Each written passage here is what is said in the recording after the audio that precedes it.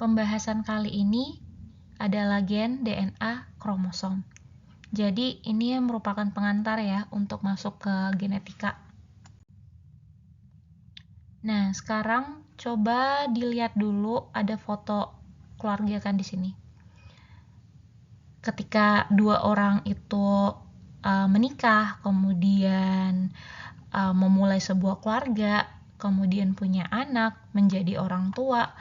Nah, seperti yang terlihat pada gambar foto kan. Ada ayah, ibu, dan anak-anak kan. Oke, kalau kita lihat ya, anaknya ini dia lebih mirip ke ayahnya apa lebih mirip ke ibunya? Mungkin bisa jadi mata, hidung itu diwariskan dari ayahnya, kemudian bibir, telinga, mulut itu diwariskan dari ibunya. Nah, itu semua tuh adalah karakteristik genetik yang diturunkan dari orang tua kita ke anaknya. Jadi itulah mengapa si Rafathar ini mirip Raffi Ahmad dengan Nagita Slavina. Atau menurut kalian Rafathar lebih mirip siapa? Ayahnya atau ibunya? Kenapa kita sebagai anak itu mempunyai sifat-sifat atau karakteristik fisik yang diwariskan dari ayah dan ibu atau kita dapatkan dari dua-duanya? Itu karena gen. Nah, overall semua slide presentasi kali ini dalam bahasa Inggris, tapi aku coba jelasin dalam bahasa Indonesia ya. Oke, jadi bisa kita bilang seperti ini. Gen itu adalah unit yang diwariskan ya. Apa aja sih? Seperti apa? Misalkan mata, telinga, warna rambut, tinggi badan, warna kulit, dan sifat-sifat yang muncul dalam suatu organisme atau suatu individu. Nah, biasanya ini dalam physical karakteristik ya. Nah, jadi kalian udah paham kan, gen itu diwariskan dari orang tua ke anaknya. Itu tadi mengapa si Rafathar mirip dengan orang tuanya ya. Oke. Terus kalau kita lihat gambar yang sebelah kanan ini gambar apa sih? Gambar kromosom. Ada kromosom yang bentuknya condensed dan ada yang uncondensed. Oke. Atau yang satunya padat, dipadetin, dan satunya yang kelihatan lebih berhamburan atau messy ya. Nah, terus kalau kalian lihat lebih detail ke sini, ke gambar ini kan si warna ungu ini, dia ungu dan hijau ini adalah gen. Kemudian yang sisanya biru itu non-coding DNA. Nah, ini istilah-istilah apa sih? Kok kayak kata-kata yang tidak familiar? Nah, ini istilah yang dipakai di genetika. Oke. Kalau kalian lihat kembali atau coba deh ingat-ingat pernah belajar struktur sel dan fungsinya. Nah, di dalam sel itu kan ada inti sel kan, nukleus. Oke, kalau kalian zoom lagi tuh, ambil satu nukleus dari satu sel keluar, terus kalian lihat apa sih dalamnya si nukleus itu, kalian dapatnya apa? Kromosom. Terus apa sih fungsi dari nukleus itu? Apa fungsinya? Adalah untuk menyimpan dan menyimpan informasi genetik ya kan, menyimpan data genetik, menyimpan data yang penting untuk kelangsungan makhluk hidup gitu. Oke. Nah, jadi yang saya mau kalian perhatikan adalah bagaimana sih hubungan antara DNA itu, kemudian gen dan kromosom, apa sih bedanya? Jadi kata kuncinya tuh ada 3 kata ini ya, gen, DNA, kromosom, sekaligus mereka ini adalah materi-materi genetik. Bagaimana sih DNA itu yang kita lihat seperti ini itu bisa compact atau bisa terbentuk menjadi struktur yang lebih padat jadi kromosom gitu. Padahal kan sejatinya kalau kita mau untai DNA itu kan dia untaiannya panjang kan, untuk satu DNA aja tuh bisa panjang banget. Oke. Nah, ini tadi yang kita lihat ada sel. Kalau kita perbesar, kita lihat nukleusnya. Apa tadi ada di dalam nukleus? Ada kromosom kan. Ini kromosom yang ditampilkan di warna ungu ini secara mikroskopik.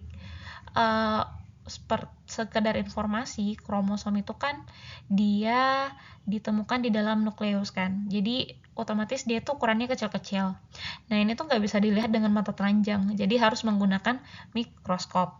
Kalau ini tuh gambarnya juga menggunakan mikroskop elektron ya, untuk mendapatkan gambar yang seperti ini. Oke. Kalian sadar nggak kenapa sih struktur kromosom itu bentuknya X? Ini kalau kalian lihat detail, ini kan XX kecil-kecil gitu kan. Kenapa sih dia struktur kromosom itu bentuk X? Itu karena dia hadirnya sepasang. Oke. Dia tuh hadirnya sepasang, ada 2 nih kromosom yang digabungkan. Itu dapatnya dari mana? Satu dari ibu, satu dari ayah. Ntar kita jelasin lebih detail lagi tentang itu. Terus faktanya juga kromosom itu dia tuh begitu tipis. Nah, makanya harus kelihatan, kalau mau kelihatan harus pakai mikroskop gitu. Nah, kalau kalian lihat di siklus sel, itu bahkan kromosom itu bisa muncul dalam ukuran dan versi yang berbeda-beda, karena dalam satu siklus sel kan ada siklus di sana. Oke.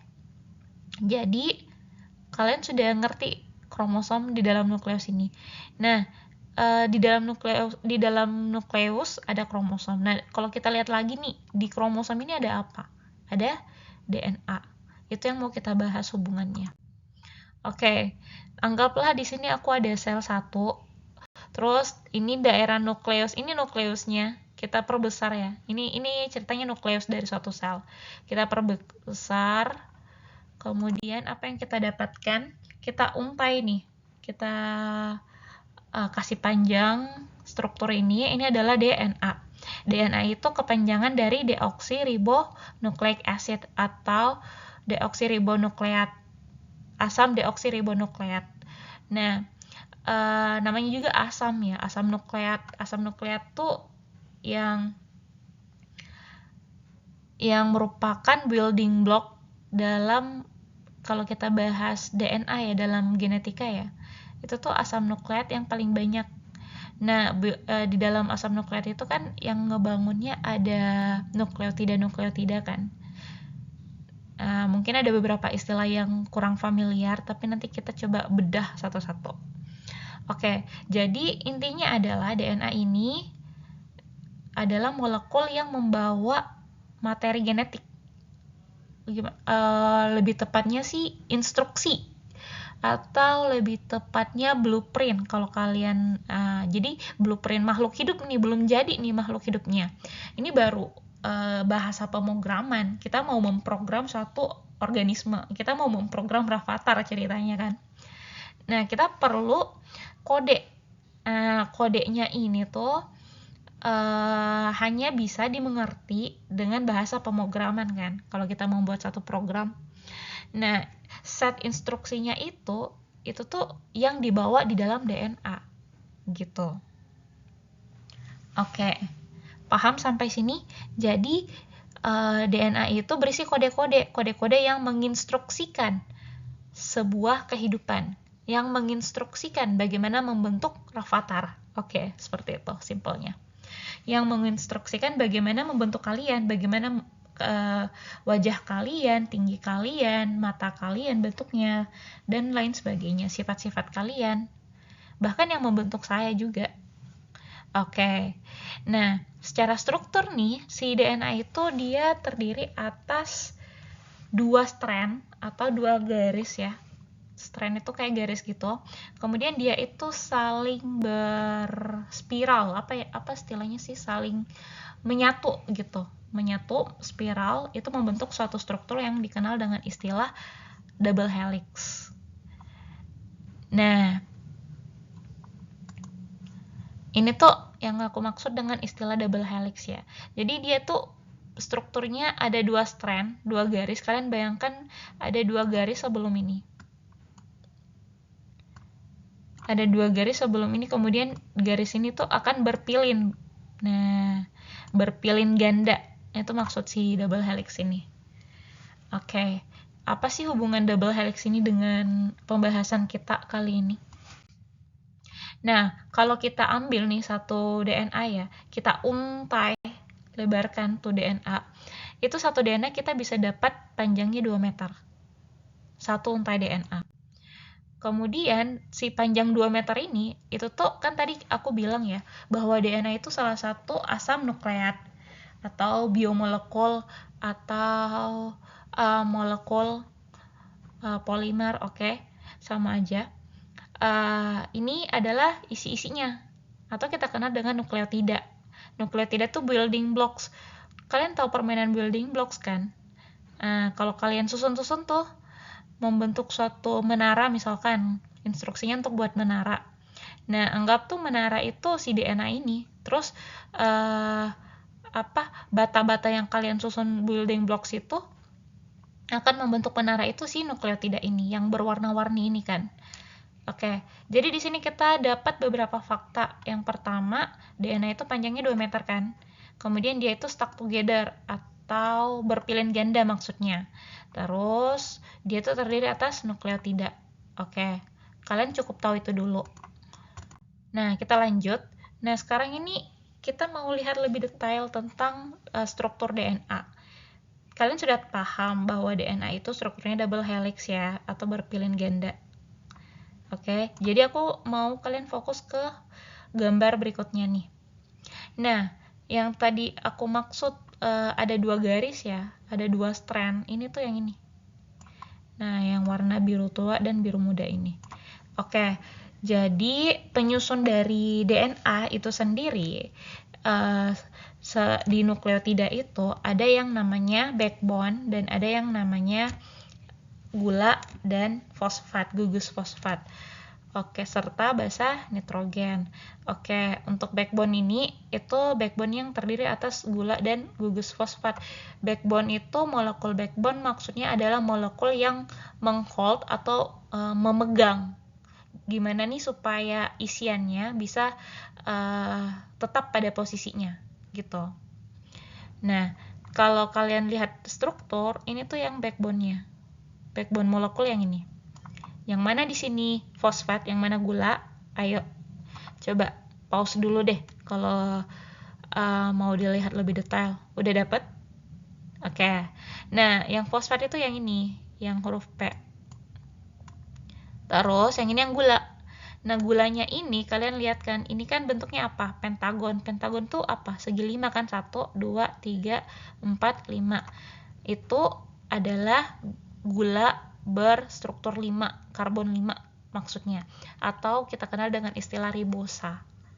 Nah, ribosa itu ada 2 macam, ada RNA, ada DNA. Yang pembedanya sebenarnya dari segi struktur.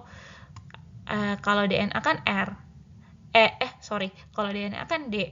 D itu untuk deoksi. Deoksi itu maksudnya dia nanti akan kehilangan satu oksigen di atom nomor karbon nomor 2. Nanti itu kalian bisa dapat di topik lain lah, di biomolekul.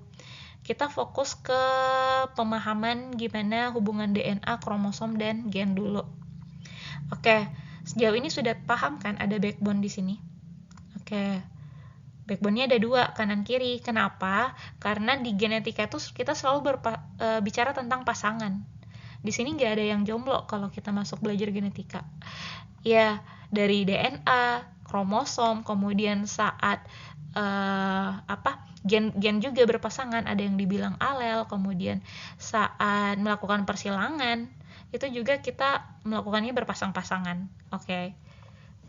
Jadi penting untuk mengetahui bahwa kerjanya ini, sistemnya ini pasang-pasang. Nah, sekarang kita bahas isinya. Tadi kan kita bahas backbone-nya, ya molekul yang menghold ya. Sekarang kita bahas isinya. Isinya itu ini. Ini tuh adalah basa nitrogen. Nah, basa nitrogen ini ada 4 macam. Ada adenin, ada sitosin, guanin dan timin. Oke. Yang penting kalian ingat adalah pasangannya. Jangan sampai kebalik atau mereka bertukar pasangan, itu nggak mungkin. Itu error. Oke, jadi adenin itu dia selalu berpasangan sama timin, seperti ini kan, A dan T. Kemudian guanin itu selalu berpasangan dengan sitosin, G dan C. Nah, karena mereka pasangan kan, nempel terus kan, penempelnya tuh namanya ikatan hidrogen. Nih, ikatan hidrogen ini itu ada yang 2, ada yang 3 rangkapnya. Ada 2 rangkap, ada 3 rangkap. Untuk adenin dan timin, dia itu diikat dengan ikatan hidrogen yang 2 rangkap. Kalau guanin dan sitosin itu diikat dengan ikatan hidrogen rangkap yang 3. Jadi kalau kalian ditanya, mana kira-kira yang lebih kuat ikatannya? Oke, pause dulu baru jawab. Jawabannya yang guanin dan sitosin dong, jelas ya. Nah, karena basa itu selalu berpasangan ya, basa-basa nitrogen maksudnya, bases always pair together. Adenin selalu dengan timin, guanin dan selalu dengan sitosin. Nah, kebanyakan siswa-siswa tuh kalau belajar ini biasanya bingung di sini. Yang mana pasangannya? Aku punya tips untuk memudahkan membedakan antara pasangan basa nitrogen ini. Jadi ada 2 frasa dalam bahasa Inggris ya, yang aku gunakan kalau mau identifikasi pasangan basa nitrogen. Yang pertama itu an apple on the tree. Ini kan ada gambar apple, ada gambar pohon. An apple on the tree. Jadi A itu adenin itu apple, T itu tree itu pohon. Jadi an apple on the tree. Maksudnya adalah ya apel itu kan selalu ada di pohon kan. Nah, ingat aja an apple on the tree berarti itu adenin dengan timin. Kemudian untuk sitosin dan guanin ya, itu kamu coba ingat frasa ini. In a garage, we park our car. In a garage, we park our car. Jadi ada garage, garasi, dan ada car, mobil. Jadi ceritanya mobil ini diparkir di dalam garasi gitu kan. Udah pasti kan kalau ada mobil kan butuh garasi kan. Nah, apel itu kan juga ada di pohon gitu. Itu untuk memudahkan kalian sih. Sebenarnya bisa juga kalian bikin sendiri, sekreatifnya gimana. Siapa tahu ada, boleh share nanti di komen. Oke, sekarang kita kembali ke ilustrasi ini ya. Kita gambar kembali. Nah, tadi kan kita udah identifikasi bahwa ini DNA kan dari nukleus ini.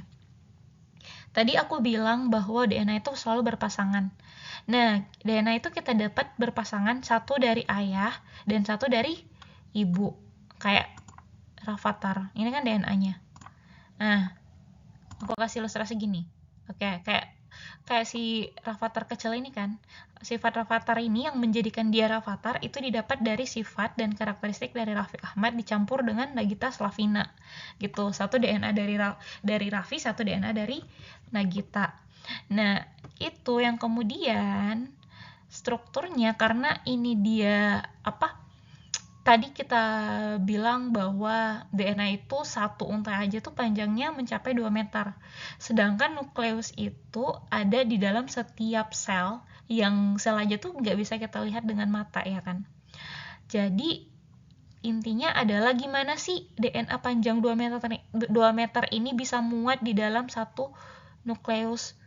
Di dalam satu nukleus, dan di satu nukleus itu nggak satu kromosom yang kita dapat, banyak.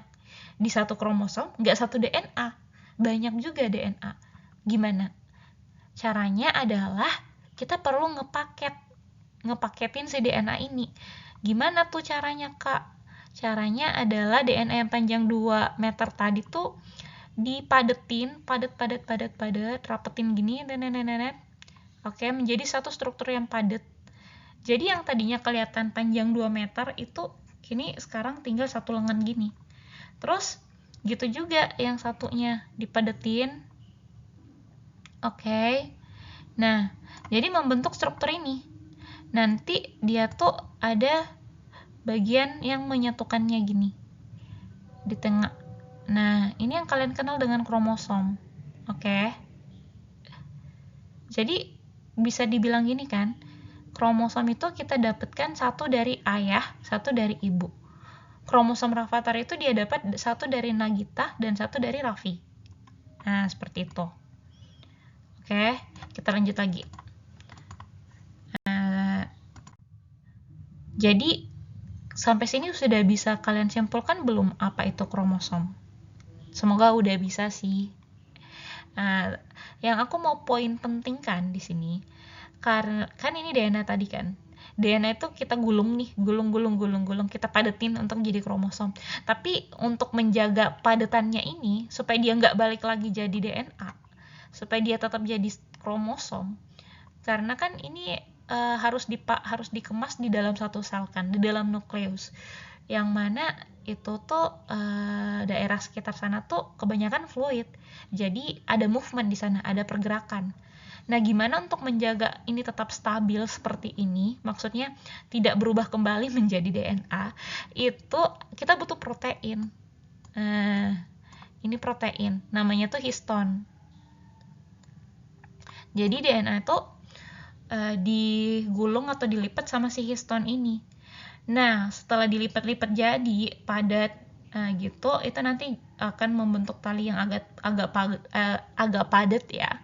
Itu nanti jadi fiber kromatin atau kromatin fiber. Nanti baru dipadetin lagi sampai strukturnya kompleks seperti kromosom ini, gitu. Kalau kalian mau lebih mudah membayangkan dan memvisualisasikannya langsung, bisa juga kalian ambil benang wol, itu lebih tebal ya. Kalau benang biasa kan mudah putus, jadi kita pakai benang wol.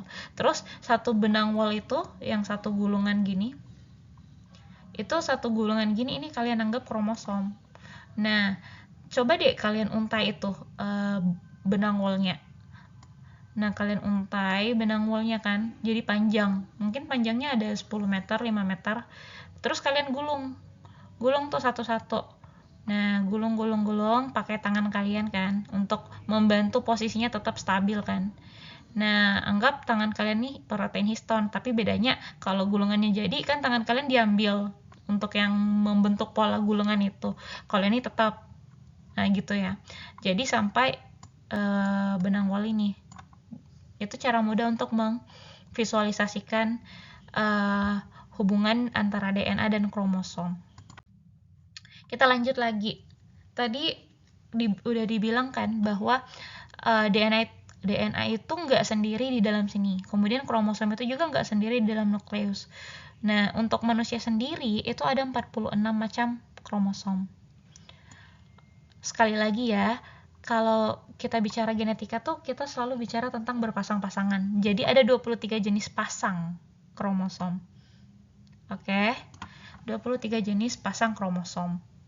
Ya, setengahnya dari ibu, setengahnya dari bapak. Kan berpasangan. Setiap kromosom itu berpasangan. Pasangannya satu dari ibu, satu dari bapak kan. Seperti itu.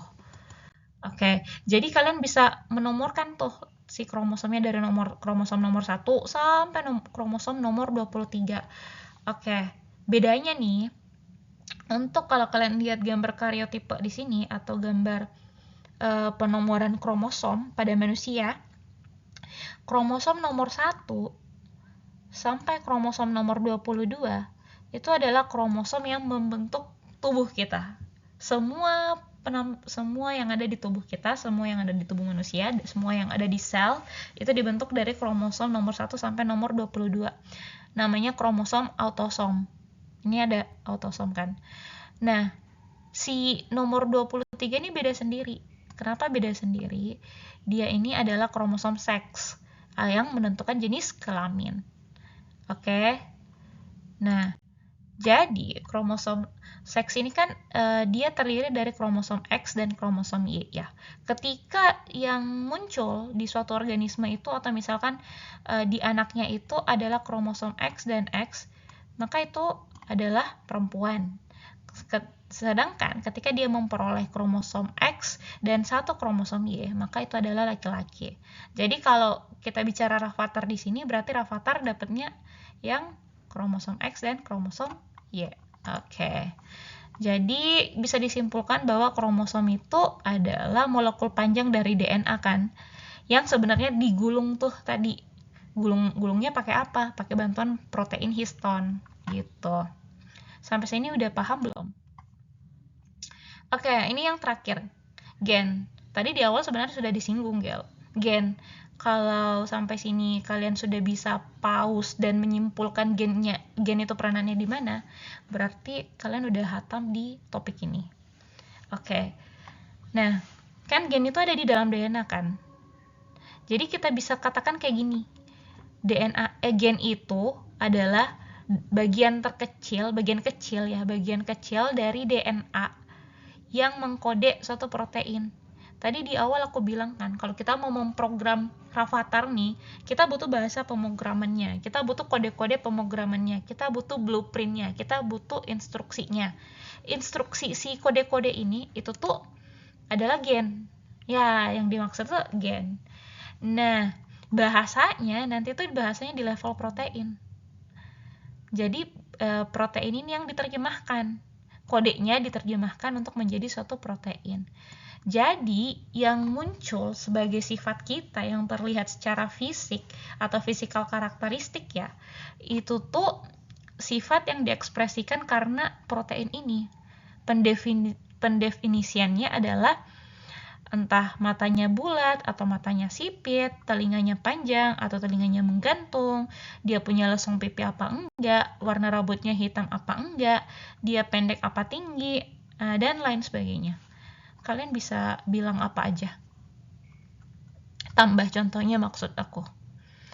Kalau kita lanjut lagi, kita juga bisa mencapai suatu kesimpulan bahwa gen itu adalah bagian segmen dari kromosom, ya kan?